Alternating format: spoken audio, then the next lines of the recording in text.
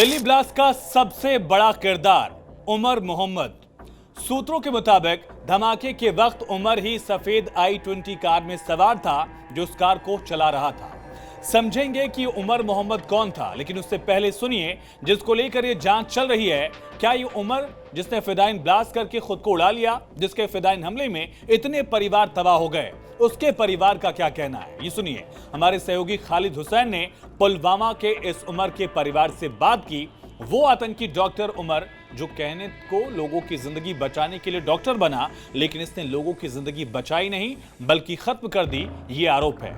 सुनिए परिवार कैसे अब भी डिफेंड कर रहा है। लेकिन कैसा लड़का था आपको? बहुत अच्छा था, हर एंगल से अच्छा। कहते हैं उसे फिदाइन हमला नहीं, झूठ है, कसम से ये झूठ है।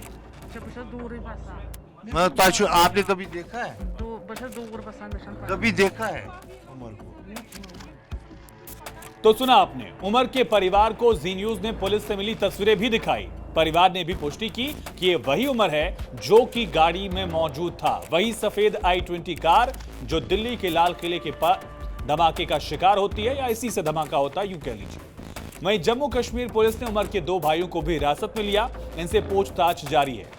लेकिन सवाल यह भी है कि क्या उमर के साथ कोई और किरदार भी है जो उमर को इंस्ट्रक्शन दे रहा था, आदेश दे रहा था। क्या उमर का हैंडलर बॉर्डर पार से ही नापाक साजिश रच रहा था? सूत्रों ने यह भी बताया कि फरीदाबाद का मॉड्यूल सामने आने के बाद उमर को यह पता चल गया था कि एजेंसियां उसे तलाश रही हैं, पुलिस उसको गिरफ्तार करने के लिए दबिश दे रही है और इसीलिए वो बचकर भाग रहा था।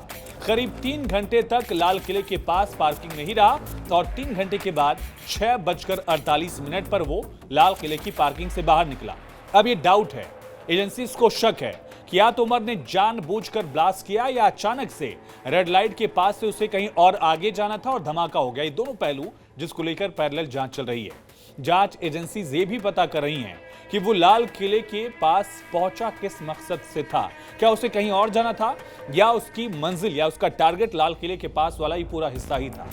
दरअसल उमर को लेकर एक और सवाल इस वजह से भी क्योंकि वो 3 घंटे पहले पहुंच गया था लाल किले की पार्किंग में, लेकिन उसने क्या इंतजार किया कि भीड़ बढ़ेगी तब वो निकलेगा। तमाम सवाल जिसको लेकर जांच चल रही है।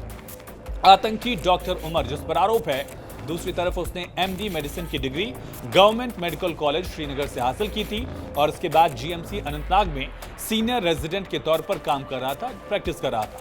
फिर बाद में दिल्ली आ गया और यही कट्टरपंथी डॉक्टर्स के ग्रुप का हिस्सा बन गया।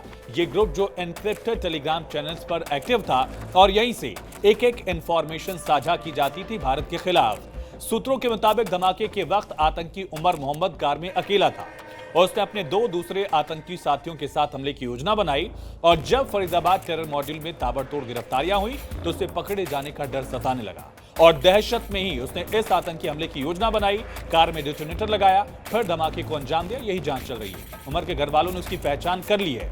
परिवार खुद को भी बेकसूर बता रहा है, एक तरह से उमर को भी मासूम ही कह रहा है कि उनको कुछ नहीं पता था कि उमर कुछ ऐसा कर देगा। उमर को आखिरी बार परिवार ने 2 महीने पहले ही देखा था।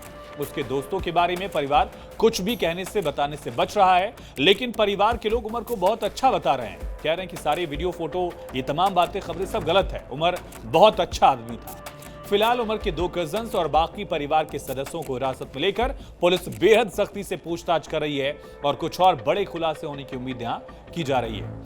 फिलहाल इस वीडियो में इतना ही। बाकी तमाम अपडेट्स के लिए, खबरों के लिए आप देखते रहिए जी न्यूज।